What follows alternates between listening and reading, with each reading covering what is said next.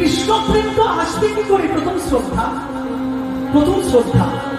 আগে শ্রদ্ধা, বড়দের থেকে গুরুর যারা আমার বয়স্ক আছেন, এই যে জোরহাট, শ্রদ্ধা থেকে আসবে সাধু সঙ্গ। যখনই শ্রদ্ধা হবে একটু ইচ্ছে করবে গিয়ে বসি, একটু বসি না, লুকিয়েও বসি। শুধুমাত্র ফোটা তিলকটা এখন দিই বলে, তুলসী মালাটা করি বলে অনেক শিক্ষিত লোকেরা আমাকে কটূক্তি করেন, কটূক্তি করেন। আমি আমি আমি এই বয়সে কটূক্তির শিকার হই, কিন্তু আমি কিন্তু মহাপ্রভুর ভক্ত। মহাপ্রভু শুধু সন্ন্যাস কেন্দ্রে মনে রাখবেন, চাঁদ কাচিকে ভালো করে শিক্ষাও দিয়েছিলেন। বাড়ির সামনে গিয়ে দাঁড়িয়েছিলেন, হরিনাম নেবে না, একদম এভাবে ধরেছিলেন। আমরা দুর্বল নই। হ্যাঁ, রাধা মানে বিভোর হয়েছিলেন। গম্ভীরালীলায় মুখ থেকে রক্ত বেরোচ্ছে, রাধা রাধা রাধা। আবার চাঁদ কাচিকেও শিক্ষা দিয়েছিলেন। সবটাই আমাদের জানা দরকার। এবারে প্রভু কি হলো? অভিমান হলো। আমরা প্রভুকে কিচ্ছু দিতে পারিনি, কি খারাপ আমরা, কি স্বাস্থ্যকর। শুধু হরিবাসরে শুধু নিজের মুখ্যভাবে চিন্তা করে এখানে আসে। প্রভু কি করছেন? ভাবছেন যে আমাকে তো এটা থাকতে দেবে না নবদ্বীপে। পেছনে লেগেছে প্রভুর ষড়যন্ত্র, বলছে ওই টাকা ওগুলো করে সংসার চালানোর জন্য। প্রভু ভাবলেন আমি আর থাকবো না, যেদিন থাকবো না সেদিন আমার প্রেম ওরা পাবে না, তখন বুঝবে যে আমি কি। তাই প্রভু সিদ্ধান্ত নিলেন আমি সন্ন্যাস নেব, কলির জীবকে উদ্ধার করবো। 24 বৎসরের সেই শেষ মাঘমা, তাহার শুক্লপক্ষে প্রভু করিলেন সন্ন্যাস।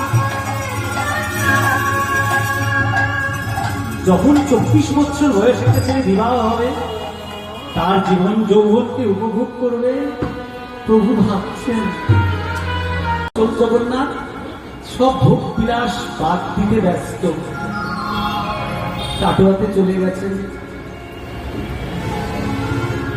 কাঞ্চননগরে গাছের তলায় বসে আছেন প্রভু। কোনো চাল নেই, চুলো নেই। জানেন একটা সন্ন্যাসীর কত নিষেধ, বিধি নিষেধ। একটা 3.5 ফুট ঘরে কর্মীরায় উনি থাকতেন। আমাদের কেন চোখে জল আসে না? পাথরও তো গলে গেল তখন। আলামনাথে কি হলো? প্রভু যখন পাথরের উপরে পড়লেন, পাথরও গলে গেল। আমাদের তো হৃদয় গলে না, এত পাষাণ। মানে এত অপরাধ জমে আছে, জন্মে জন্মে অপরাধগুলো করেছি না, 84 লক্ষের অপরাধগুলো জমে আছে, আর চোখে বাড়ি আসে না, হৃদয় গলে না। প্রভু বসে আছে কাঞ্চননগরে, পিঠেগুলি খাওয়ার জন্য নয়। সবাই যাচ্ছে গঙ্গা স্নান করতে। নিচে এত সুন্দর একটা লোক, তার কিসের দুঃখ? সে কাঁদছে। সে ব্যাখ্যা দিচ্ছে সে কেমন।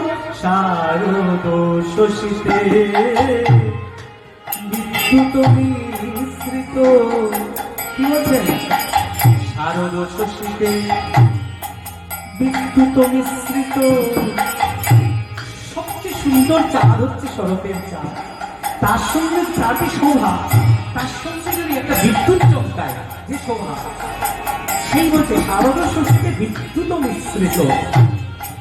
কাঁচা কাঞ্চন আভা সে রূপে আশ্রিত। তার গায়েগম কাঁচা সোনার মতো। তাহলে শরৎকালের চাঁদ, তার সঙ্গে কি যুক্ত হলো? বিদ্যুতের যে রং আর কাঁচা সোনা, এত সুন্দর রং। তাই কি বলছে? শারদ শশীতে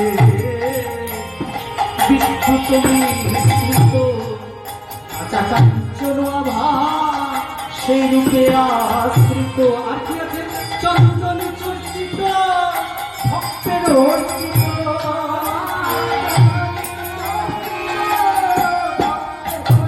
কি গায়ে চন্দন আমরা অর্চনা করছি, ভক্তটাকে অর্চনা করে। চন্দন চর্চিত ভক্তের অর্চিত, চন্দন চর্চিত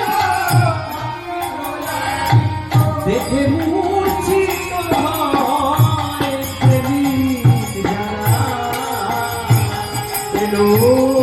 সোনার মানুষ মনুচরা হলো ভোর